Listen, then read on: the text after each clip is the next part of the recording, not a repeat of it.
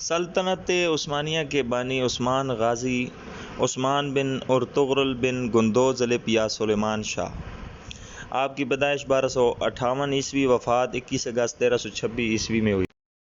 عثمان کے والد ارطغرل کی وفات کے بعد سلاجقہ روم کے دارالحکومت کونیا پر منگولوں کے قبضے اور سلجوقی سلطنت کے خاتمے کے بعد عثمان کی جاگیر خود مختار ہو گئی، جو بعد میں سلطنت عثمانیہ کہلائی۔ عثمان خان کی جاگیر کی سرحد قسطنطنیہ کی بازنطینی سلطنت سے ملی ہوئی تھی۔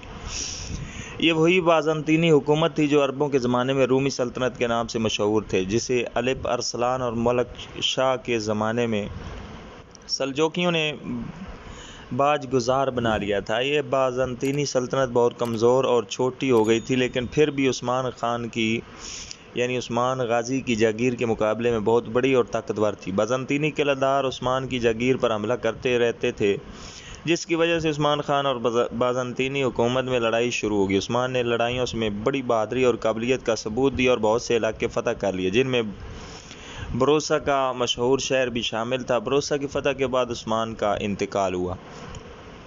ارطغرل غازی اپنے فرزند عثمان کو ہر لحاظ سے پختہ اور کامل بنانا چاہتے تھے، اس لیے ان کی جسمانی تربیت کے لیے ترغوت الپ عبدالرحمن غازی، اقچا کوجا اور کونور الپ جیسے عظیم جنگجوؤں کو ذمہ داریاں سونپیں۔ روحانی تربیت کے لیے شیخ ادیبالی سے درخواست کی، لہٰذا ادیبالی نے عثمان کے مربی کا کردار ادا کیا۔ عثمان بڑا بہادر اور عقلمند حکمران تھا، رعایا کے ساتھ عدل و انصاف کرتا تھا، اس کی زندگی سادہ تھی اور اس نے کبھی دولت جمع نہیں کی۔ مال غنیمت کو یتیموں اور غریبوں کا حصہ نکالنے کے بعد سپاہیوں میں تقسیم کر دیتا۔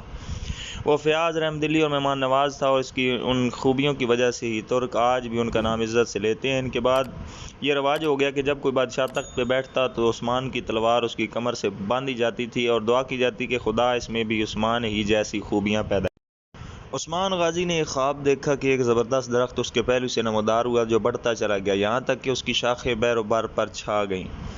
درخت کی جڑ سے نکل کر دنیا کے 4 بڑے دریا بہہ رہے تھے اور 4 بڑے بڑے پہاڑ اس کی شاخوں کو سنبھالے ہوئے تھے۔ اس کے بعد نہایت تیز ہوا چلی اور اس درخت کی پتیوں کا رخ ایک عظیم الشان شہر کی طرف ہو گیا۔ یہ شہر ایک ایسی جگہ واقع تھا جہاں 2 سمندر اور 2 بر اعظم ملتے تھے، ایک انگوٹھی کی طرح دکھائی دیتا تھا۔ عثمان اس انگوٹھی کو پہننا چاہتا تھا کہ اس کی آنکھ کھل گئی۔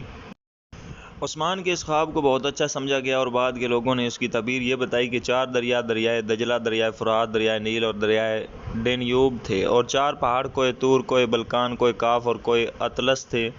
بعد میں عثمان کی اولاد کے زمانے میں چونکہ سلطنت ان دریاؤں اور پہاڑوں تک پھیل گئی تھی، اس لیے یہ خواب دراصل سلطنت عثمانیہ کی وسعت سے متعلق ایک پیش گوئی تھی۔ شہر سے مطلب قسطنطنیہ کا شہر، جسے عثمان تو فتح نہ کر سکا لیکن بعد ازاں فتح ہو گیا۔